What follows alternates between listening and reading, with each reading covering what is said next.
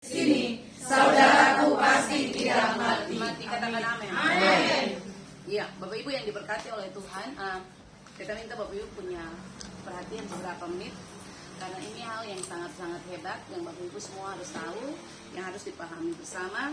Ini adalah prinsip Bapak Ibu, prinsip kebenaran yang Bapak Ibu dan Beta harus hidupi dari kita punya kehidupan setiap hari ya. Nah, hari ini Beta mau bicara tentang satu hal yang bagi Beta tuh gini Bapak Ibu, ini sesuatu yang sangat prinsip. Tadi Beta bilang di awal ini prinsip ya. Jadi kalau bicara tentang prinsip itu berarti sesuatu yang memang harus kuat diyakini, diimani, dan itu tidak bisa berubah. Amin. Nah, Beta mau bicara tentang ini Bapak Ibu, cara pikir atau perspektif ya, cara pikir itu perspektif. Sorry. Cara pikir Bapak Ibu dan Beta tentang Tuhan yang benar. Amin. Katong mau belajar hari ini tentang cara pikir tentang Tuhan, tentang cara pikir Bapak Ibu tentang Tuhan yang benar. Kenapa Bapak Ibu dan Beta perlu belajar tentang hal ini? Karena gini Bapak Ibu perhatikan, hari-hari ini ada banyak orang yang punya pemahaman salah tentang Tuhan. Setuju? Ya, Bapak Ibu harus benar-benar pahami kebenaran ini lalu menghidupi kebenaran ini. Kenapa Beta bilang sangat penting? Karena ini adalah prinsip Bapak Ibu. Karena ketika Bapak Ibu memahami, Bapak Ibu tahu tentang cara pikirmu tentang Tuhan yang benar, maka Bapak Ibu akan mengalami yang namanya mujizat Tuhan. Amin. Orang Kristen Bapak Ibu hari-hari ini banyak sekali punya pemahaman yang keliru, cara pikir yang keliru tentang Tuhan yang dia sembah. Setuju atau setuju? Setuju Ya? Ada banyak orang terjebak Bapak Ibu dengan gini, berpikir begini bahwa Tuhan itu dia adalah Allah yang harus 100% mau ikut apa yang katong mau. Makanya Beta bilang perlu belajar tentang hal ini. Kalau Bapak Ibu baca kisah ini kisah yang sebenarnya semua orang sudah baca, semua orang sudah paham, semua orang sudah dengar. Bahkan dari ayat ini Beta sudah pernah bahkan hal yang sama. Amin. Tapi Bapak Ibu lihat, kebenaran firman Allah yang Bapak Ibu dan Beta belajar adalah ketika firman itu digali, firman itu diteliti, Bapak Ibu akan dapati firman Tuhan itu seperti mata air yang terus dia keluarkan sumber itu. Amin. Makanya tidak putus-putus Bapak Ibu. Ada beribu-ribu atau bahkan Bapak Ibu udah dengar khotbah ini mungkin sudah 100 kali, sudah dari perikop yang sama. Tapi kenapa waktu Tuhan bukakan kebenaran, ada saja sesuatu yang baru. Amin. Karena itulah kebenaran firman. Jadi Bapak Ibu lihat, mengapa penting belajar firman, belajar tentang bagaimana memahami apa yang Tuhan mau dari cara pandang kita yang benar terhadap Tuhan. Supaya pada akhirnya gini Bapak Ibu punya dasar pengambilan keputusan setelah Bapak Ibu menilai Tuhan yang Bapak Ibu sembah dalam pertimbangan yang Tuhan mau, bukan pertimbangan yang Bapak Ibu tahu. Amin. Bapak Ibu paham bahwa ketika Bapak Ibu ikut Tuhan, Bapak Ibu harus sadari bahwa segala sesuatu tentang Tuhan itu harus dimengerti tentang apa yang Dia mau, bukan apa yang kita mau. Oke? Untuk itu Bapak Ibu yang diberkati Tuhan, ada 3 hal penting yang kita mau share untuk Bapak Ibu semua di sore hari ini tentang bagaimana cara pikir Bapak Ibu tentang Tuhan yang Bapak Ibu sembah, cara pikir yang benar tentang Tuhan yang Bapak Ibu sembah. Sebab kalau ini tidak didudukan, ini tidak diluruskan secara benar, Bapak Ibu akan salah menilai Tuhan yang Bapak Ibu kenal selama ini. Amin. Kenapa ada banyak orang yang mundur dari Tuhan? Karena orang sulit mengerti tentang apa yang Tuhan mau. Tapi Bapak Ibu dan Beta bersyukurlah kepada Tuhan karena Bapak Ibu dan Beta ada dalam persekutuan ini yang memang benar-benar diajar Tuhan lewat kebenaran firman setiap hari untuk mengerti apa yang Tuhan mau. Nah, mari lihat sama-sama Bapak Ibu. Perhatikan. Hal pertama yang Bapak Ibu dan Beta belajar tentang bagaimana mendudukan kerangka berpikir yang benar tentang Tuhan. Ya, yang pertama gini Bapak Ibu lihat. Harus ada di dalam pikiran Bapak Ibu hari ini bahkan sampai selamanya. Ini jadi prinsip ya. Tadi Beta bilang prinsip dasar gini. Harus ditanamkan di dalam hidup Bapak Ibu. Yang pertama gini Bapak Ibu, kalau Bapak Ibu datang kepada Tuhan untuk bawa kasus Bapak Ibu, kenapa Beta pakai kata datang bawa kasus? Rata-rata semua orang yang datang for Tuhan itu sodorkan kasus, betul keseh. Bapak Ibu datang cari Tuhan karena Bapak Ibu punya kebutuhan. Bapak Ibu datang bawa kasus-kasus tertentu. Ada jarang sekali orang datang cuma bersyukur. rata-rata semua orang yang cari Tuhan itu pasti sodorkan kasus. Amin, amin, amin, amin. Tuhan, tolong beta ini bla bla bla. Tuhan, beta mau seperti ini. Tuhan, beta mau, Tuhan harus begini, begitu, dan begini, dan begitu. Itu kasus yang Bapak Ibu bawa. Tapi lihat bersama-sama Bapak Ibu dan beta. Beta mau bilang gini, Bapak Ibu kalau harus tahu bahwa kerangka berpikir Bapak Ibu yang dibangun begini. Waktu Bapak Ibu datang cari Tuhan, Bapak Ibu bawa kasus-kasus Bapak Ibu di dalam Tuhan, harus datang dengan jiwa besar. Katakan amin. Coba lihat kiri kanan Bapak Ibu, bilang harus jiwa besar. Berjiwa besar. Ya, amin, amin, amin. Bapak Ibu gini, kenapa beta bilang bahasa ini? Semua orang yang datang bawa kasus, semua orang yang datang bawa pergumulan, semua orang yang datang kepada Tuhan dengan segala pergumulan permintaan dia harus datang dengan jiwa besar di hadapan Tuhan. Mengapa Bapak Ibu? Karena gini, ingat baik-baik. Bapak Ibu, kadang-kadang Bapak Ibu lihat waktu Bapak Ibu datang kepada Tuhan, pertimbangan Tuhan itu tidak seperti apa yang Bapak Ibu pertimbangkan. Makanya mesti punya jiwa besar dari awal. Beta bilang kalau mau ikut Tuhan, Bapak Ibu sudah harus paham. Kadang-kadang waktu Bapak Ibu berdoa, Tuhan itu tidak semerta-merta langsung jawab doamu. Makanya berjiwa besarlah untuk Tuhan. Kalau tidak jiwa besar, sampai di titik ini mundur. Mundur Bapak Ibu, pada akhirnya mundur. Makanya beta bilang, coba Bapak Ibu perhatikan ayat yang ketong baca tentang kisah ini, tentang Lazarus dibangkitkan. Bapak Ibu sudah baca kisah ini berulang-ulang. Ini cerita yang lazim sebenarnya. Yesus waktu tahu, dikasih tahu oleh Maria dan Marta bahwa Lazarus meninggal. Bapak Ibu perhatikan apa yang Yesus buat. Datang, segera cepat-cepat datang. Alkitab catat gini, Yesus tidak datang. Yesus tidak datang Bapak Ibu. Ya, makanya beta bilang sampai di titik ini milikilah jiwa yang besar. Amin. Amin, amin. Amin. Bapak Ibu ikut Tuhan bukan soal Tuhan jawab doamu, bukan soal mujizat terjadi, itu gampang. Beta selalu bilang kalau orang datang berdoa, bonus mujizat itu bonus doang. Amin. Ya. Tapi yang Tuhan lagi ajar adalah bagaimana Bapak Ibu berjiwa besar datang kepada Dia. Mau jawab doa, tidak jawab doa, peduli amat. Amin, amin, amin, amin. Itu bukan urusannya Bapak Ibu dan beta. Urusan Bapak Ibu dan beta adalah berjiwa besar datang kepada Dia. Yang setuju bilang amin. Amin. Ya, Allah punya pertimbangan sendiri. Kenapa Tuhan saya datang waktu Lazarus sakit? Lazarus waktu Alkitab bilang dia sudah sakit. Bapak Ibu, itu dari dalam terjemahan asli bilang begini. Itu Lazarus sudah sekarat mau mati. Jadi orang Ambon bilang, dia pun napas hela-hela. Begitu Ini bukan dalam keadaan sakit-sakit biasa.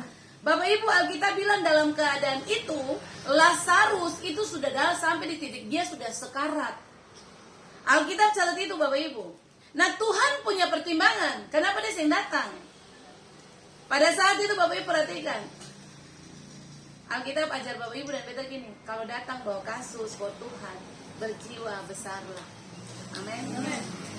Bapak Ibu sudah harus punya cara berpikir begini. Beta pun Tuhan ini Allah yang segala sesuatu punya pertimbangan. Dia punya pertimbangan. Dia mau melakukan A, dia mau melakukan B. Dia sudah punya pertimbangan itu masak-masak. Jadi Bapak Ibu tidak bisa intervensi Tuhan tentang apa yang Bapak Ibu tahu dari Dia. Katakan amin. Nah, ingat baik-baik. Pertimbangan Allah adalah Dia melakukan segala sesuatu tepat pada waktunya. Amin. Siapa yang setuju bahwa segala sesuatu yang Allah buat itu yang pas waktunya? Ya. Kalau Bapak Ibu belajar dari kisah ini begini Bapak Ibu pasti akan dapati titik di mana Marta dia orang yang komplain apa yang Tuhan buat. Ya. Nah, beta mau ajak Bapak Ibu semua begini, mari kita belajar untuk memahami pertimbangan-pertimbangan itu. Itu poin pertama dari pengajaran hari ini tentang bagaimana cara berpikir yang benar tentang Tuhan. Amin. Yang kedua, Bapak Ibu, perhatikan baik-baik. Yang kedua, Bapak Ibu lihat, ini cara pikir yang benar yang Bapak Ibu harus tanam dalam pikiran Bapak Ibu. Cara pikir ini yang harus terbawa setiap hari, setiap waktu dalam hidup Bapak Ibu. Ingat bahwa Tuhan itu, Dia melakukan sesuatu, segala sesuatu, Dia tidak pernah terdesak dengan apa yang Bapak Ibu mau. Dia tidak terdesak dengan deadline-nya Bapak Ibu. Amin, amin, amin. Allah tidak pernah bekerja karena desakan atau deadline yang Bapak Ibu kasih buat dia. Beta kasih contoh, Bapak Ibu datang bawa Bapak Ibu kasus pergumulan. Tuhan, beta mau beta punya suami sembuh. Beta mau beta punya anak-anak diberkati. Tuhan harus kasih pekerjaan. Pokoknya Tuhan beta tidak mau. Kalau Tuhan tidak ikut, beta tidak ikut Tuhan. Paksa lawan. Iya. Orang Ambon bilang bapak paksa ya. Begitu. Ingat baik-baik prinsip ini, cara pikir ini yang harus katong tanam dalam katong pun diri. Allah itu tidak bisa digerakkan dengan Bapak Ibu punya desakan dan deadline yang Bapak Ibu sudah tahu. Amin, amin, amin. Pokoknya kalau saya jawab, beta pikir tinggal Tuhan. Saya jawab, beta stop pelayanan. Tidak jawab, beta tidak pergi gereja. Bapak Ibu ancam-ancam Tuhan, Bapak Ibu pikir dia itu Allah yang seperti apa. Makanya ingat kerangka berpikir ini yang harus katong bangun. Ingat Tuhan tidak pernah terdesak hanya oleh karena Bapak Ibu kasih deadline dia. Sebab dia Allah yang luar biasa. Amin Bapak Ibu. Amin. Bapak Ibu coba lihat kembali tadi kisah tentang Lazarus. Coba tolong Bapak Ibu lihat di atas, ayat di atas yang sebelum katong baca itu. Ayat yang keberapa ya? Sorry, itu atas misalnya. 3. Iya, coba tolong baca ayat 3. Dan Lazarus yang sakit itu adalah saudaranya. Kedua perempuan itu mengirim kabar kepada Yesus, Tuhan, dia yang engkau kasihi sakit. Ya, Bapak Ibu perhatikan. Ini kisah ini cerita gini. Waktu Lazarus sakit, Maria Marta kirim pesan, Yesus, Lazarus sedang sakit. Bapak Ibu tahu, waktu dorang kirim pesan itu Alkitab tidak tulis, tapi Bapak Ibu tahu yang dijelaskan dalam teks sebenarnya ayat itu dicerita begini. Waktu dorang kirim pesan, Bapak Ibu itu dengan harapan hari itu Tuhan mesti datang. Amin. Waktu Maria Marta kirim pesan, Tuhan, Lazarus itu sedang sakit. Alkitab saya bilang dong harapan suruh Yesus datang. Tapi tujuan dong punya keinginan begini. Tuhan harus datang hari itu. Itu deadline yang Maria dan Marta suka kasih. Tuhan pokoknya apapun yang terjadi Tuhan harus datang. Ya, amin. Setuju Bapak Ibu? Itu yang Alkitab bilang. Tapi coba perhatikan Bapak Ibu lihat. Apa yang Yesus lakukan? Yesus datang ke Seng. Yesus tidak datang. Yesus tidak datang Bapak Ibu karena dia punya pertimbangan sendiri. Dia tahu kalau dia datang terlalu cepat itu nanti akibatnya apa. Nanti kalau dia datang terlalu lambat juga akibatnya apa. Tuhan sudah punya hitung-hitungan Bapak Ibu. Nah coba perhatikan kisah ini. Pada akhirnya Lazarus mati kan? Lazarus hidup? Mati Bapak Ibu. Lazarus tidak hidup. Ada pernyataan Yesus di situ yang sangat kontroversi. Dia bilang apa? Penyakit itu tidak akan membawa kematian. Tapi oleh penyakit itu coba Bapak Ibu ini kontra logik. Ini cara pikir yang kontra, yang tidak seperti apa masuk akal. Katanya dia yang mati. Katanya penyakit itu yang membuat dia mati. Kenapa dia harus mati? Ini kontra logik. Orang berpikir aneh gitu. Yesus ini pelin-pelan. Yesus ini bicara sing benar. Apa namanya? Orang Ambon bilang bagaimana ya? Bicara tukel-tukel begitu. Ini Tuhan bagaimana nih? Bilang sing mati. Tapi pada kenyataannya harus mati. Nah Bapak Ibu mari kita kasih tahu. Bapak Ibu lihat. Tuhan itu tidak pernah tergesa menjawab doamu karena apa yang kau taruh, deadline yang kau buat dia. Tapi dia mau jawab, Bapak Ibu punya doa itu berdasarkan waktunya dia, berdasarkan pertimbangannya dia. Coba Bapak Ibu lihat sama-sama Yohanes 2 ayat 1. Bapak Ibu perhatikan itu kisah nanti pulang, Bapak Ibu baca saja di rumah. Tapi coba lihat lalu beta jelaskan sedikit tentang pengertian ayat itu. Yohanes pasal 2 ayat pertama sampai ayat 11. Ya, perkawinan di Kana. Bapak Ibu perhatikan. Pada waktu perkawinan di Kana, Bapak Ibu pasti sudah tahu cerita itu. Alkitab bilang begini Bapak Ibu. Hari itu semua kehabisan anggur. Yang punya pesta kehabisan anggur. Pada waktu itu Maria datang ke Tuhan Yesus. Maria bilang apa? Tolong jual. Bikin anggur for dom. Sebab dorang kehabisan anggur. Apa yang Yesus katakan Bapak Ibu? Belum saatnya. Mau apakah engkau dengan aku? Belum tiba, belum waktu, belum saatnya. Yesus bilang belum saat. Saatku belum tiba. Jadi ingat gini Bapak Ibu, kerangka berpikir yang Bapak Ibu harus bangun begini. Waktu Bapak Ibu minta sesuatu dari Tuhan, jangan desak Tuhan. Karena dia itu Tuhan yang paling tahu. Dia tahu kapan dia harus tolong Bapak Ibu. Dia tahu kapan dia harus sembuhkan Bapak Ibu. Dia tahu kapan dia harus angkat Bapak Ibu. Amin. Tidak usah Bapak Ibu berpikir yang aneh-aneh tentang Tuhan. Kalau Bapak Ibu minta, Bapak Ibu harusnya apa yang doa Bapak kami ajarkan. Jadilah kehendak-Mu. Amin. Apa yang Yesus ajar waktu dia berdoa di Taman Getsemani, dia bilang apa gini Bapak Ibu? Bapak kalau mungkin cawan ini lalu, tapi jangan kehendakku yang jadi, tapi biarlah kehendakku yang jadi. Tuhan mengerti betul tentang waktu Tuhan itu waktu yang terbaik. Amin. Bapak Ibu, kalau Bapak Ibu ada dalam pergumulan hari-hari ini, kita coba mau kasih ingat, jangan paksa Tuhan jawab Bapak Ibu punya doa. Amin. Jangan paksa. Tuhan itu terlalu sanggup jawab doamu. Tuhan yang tergerak karena Bapak Ibu kasih deadline tanggal. Tuhan besok ini beta harus jatuh tempo melunasi beta punya utang kiri kanan. Tuhan tolong ini beta harus deadline. Bapak Ibu semuanya deadline. Tuhan itu tidak bisa digerakkan dengan hal itu. Karena Tuhan jawab doa orang sesuai pertimbangan, sesuai waktu Tuhan. Yang setuju dengan beta berikan tepuk tangan. Amin.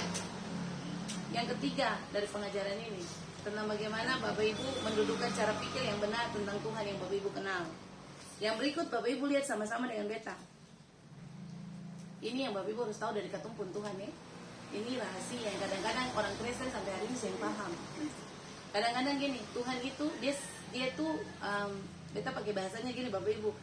Dia kadang-kadang sengaja membuat dirinya sulit dipahami oleh Bapak Ibu dan beta. Jadi Tuhan katong itu dia itu suka bikin satu hal gini. Dia sengaja bikin Bapak Ibu yang paham tentang dia. Amin. Ini cara pikir yang katong mesti tanam hari-hari ini.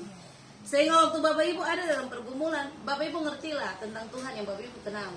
Dia itu kadang-kadang membuat dia pendiri tidak dipahami oleh katong.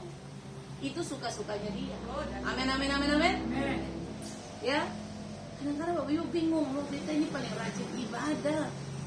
Hampir setiap ibadah beta datang, sampai ibadah pelpri juga beta ada. Bapak-bapak yang ibadah pelwata juga beta datang. Gitu. Tapi kenapa sih beta doa paling susah Tuhan jawab? Bapak Ibu ingat dan pahami ini. Tuhanmu adalah Tuhan yang dia tuh kadang-kadang membuat Bapak Ibu sulit pahami dia. Dia begitu. Makanya Bapak Ibu lihat cerita ini. Waktu Lazarus mati, Bapak Ibu dia sing datang.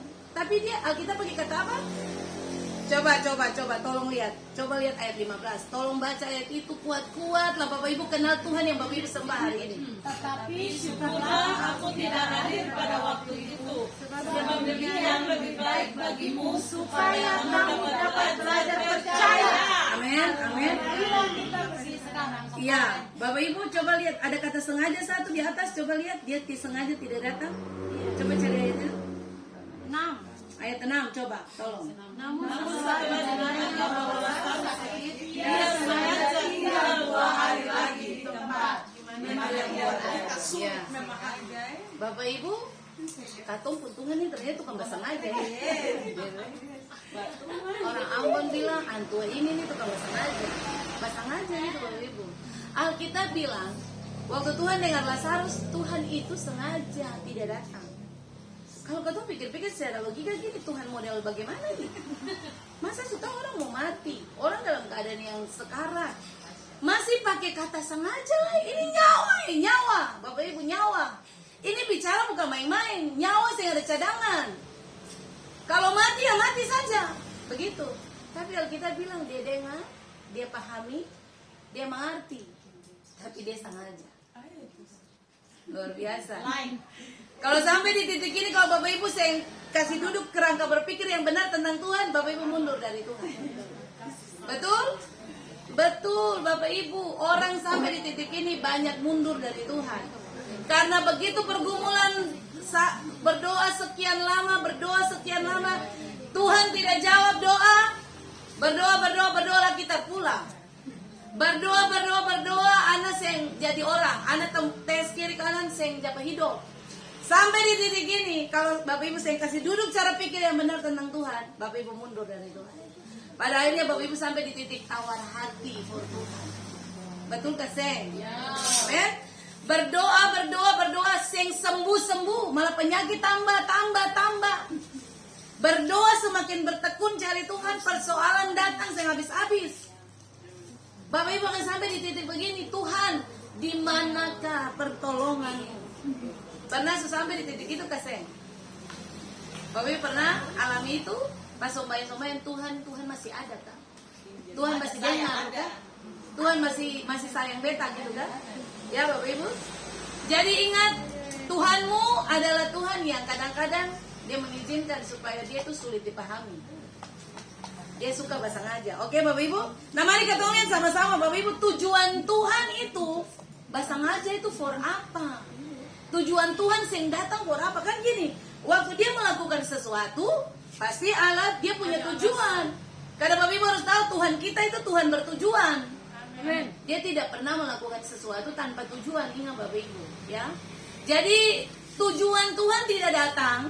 Tujuan Tuhan bahasa ngaja itu tujuannya apa? Bapak Ibu, lihat sama-sama dengan beta. Tujuannya begini, supaya Bapak Ibu dan beta belajar percaya kepada Dia. Amin. Ingat, percaya itu butuh belajar. Kata yang dipakai di dalam kata percaya itu diambil dari kata Yunani pisteo. Ya, kata pisteo dari dasar kata pistis, iman. Jadi percaya itu bukan percaya sekedar percaya, tapi dia diambil dari kata Yunani pisteo yang punya arti gini, iman. Nah Bapak Ibu lihat, kata pisteo itu dia arti begini Bapak Ibu, iman yang berkomitmen. Amin. Iman yang punya komitmen percaya kepada Tuhan, kata pisteo itu. Jadi Bapak Ibu lihat, yang Tuhan ajar, dia kadang-kadang membuat dia tidak dimengerti. Bapak Ibu sulit memahami dia, supaya Bapak Ibu pisteo. Bapak Ibu punya iman itu, beriman sungguh kepada dia.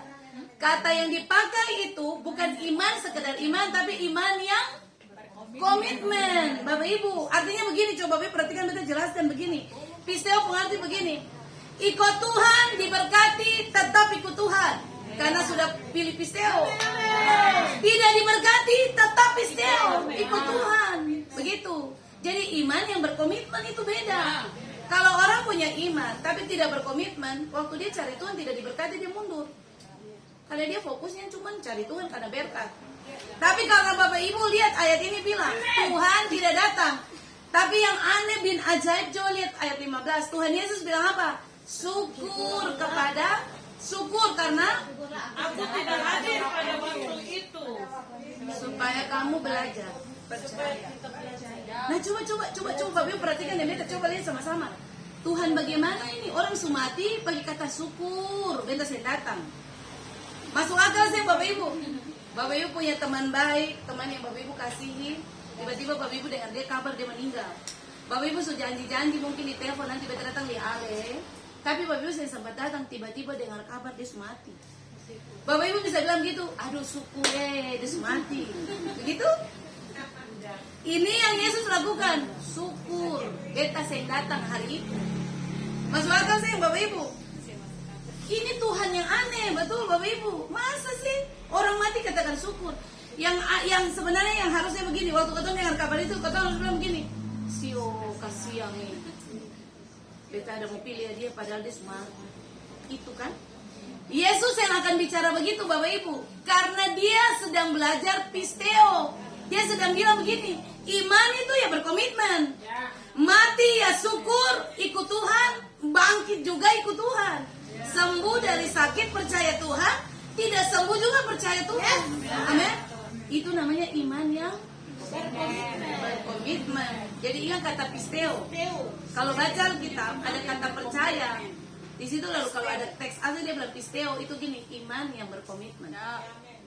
Jadi bukan sekedar beriman biasa. Waktu Bapak Ibu ikut Tuhan, Bapak Ibu diangkat di dalam diangkat dalam bukit-bukit kemenangan, Bapak Ibu akan bersyukur. Bapak Ibu tetap pisteo. Bapak Ibu dilepaskan dalam lembah-lembah air mata, Bapak Ibu pisteo. Itu yang namanya iman yang berkomitmen. Tepuk tangan buat Amin. Ya, jadi Bapak Ibu perhatikan 3 hal ini kita share untuk Bapak Ibu hari ini. Ini cara pikir yang benar. Jadi pulang, Bapak Ibu mulai baca ayat ini, catatan Bapak Ibu kembali, lalu Bapak Ibu simak, Bapak Ibu merenung kembali. Apakah Bapak Ibu sudah sampai di titik ini keseng? Atau selama ini ikut Tuhan, sudah bertobat, Bapak Ibu sudah dibaptis Roh Kudus, tapi Bapak Ibu pun cara pikir tentang Tuhan yang Bapak Ibu kenal salah. Review kembali cara pikir, baharui kembali cara pikir ya. Mengapa Bapak Ibu Alkitab bilang ketong itu perlu pembaharuan akal budi? Paulus bilang berubahlah oleh pembaharuan budi, supaya kamu dapat mengerti kehendak Allah. Lah kalau Bapak Ibu tidak mengalami pembaharuan akal budi, Bapak Ibu saya paham tentang Tuhan yang Bapak Ibu kenal hari ini. Amin. Lihat itu sama-sama. Ingat Bapak Ibu, pertama, kalau datang bawa kasus buat Tuhan, mesti pun jiwa besar. Sebab bisa saja diperhadapkan begini, Tuhan mau bisa jawab hari itu ataupun 10 tahun kemudian baru dia jawab. Sudah harus berjiwa besar tentang Tuhan. Amin. Yang kedua, Bapak Ibu semua mesti mengerti bahwa Tuhan bertindak bukan karena atas pertimbangan dan desakan dan lain Bapak Ibu. Dia mau bertindak itu karena waktu dia. Amin. Yang terakhir begini Bapak Ibu, Tuhan itu kadang-kadang membuat dirinya sulit dimengerti, dipahami oleh Bapak Ibu dan Leta. Karena dia punya tujuan adalah supaya Bapak Ibu pisteo. Amin, amin, amin. Coba bilang pisteo. Pisteo adalah iman yang berkomitmen. Amin. Hari ini ikut Tuhan, hari ini ikut Tuhan. Suami pulang, alhamdulillah. Suami tidak pulang, puji Tuhan. Ya. Iya. Pisteo. Hari ini ikut Tuhan, utang belum lunas, puji Gusti. Utang lunas, alhamdulillah. Amin, amin, amin. Itu pisteo. Bukan berarti ikut Tuhan harus sedikit kecewa dengan Tuhan, sedikit ancam-ancam tuh. Kalau tak bisa jadi Tuhan Allah turun, nanti jadi Tuhan Allah. Begitu. Orang Kristen ini paling suka ancam-ancam Tuhan, Bapak Ibu, betul. Tuhan barang beta puasa sing sembuh, nanti lihat Tuhan, nanti lihat. Kalau beta sing Bapak Ibu pikir dengan ancaman yang Bapak Ibu berikan Tuhan dengar, Tuhan tidak terpengaruh dengan apapun yang Bapak Ibu lakukan. Amin. Dia bergerak sesuai waktu dia. Sebab dia tahu apapun yang terjadi atas hidup Bapak Ibu, dia tahu semua ke depan itu untuk mendatangkan kebaikan. Amin. Bapak Ibu, kita selesai. Tuhan Yesus berkati kita semua. Amin. Bapak Ibu diberkati. Amin. Kita berharap pulang lalu mulai membangun cara pikir yang benar tentang Tuhan, lalu hadapi hari-hari hidup dengan ucapan syukur. Amin. Ya, kamu berdoa.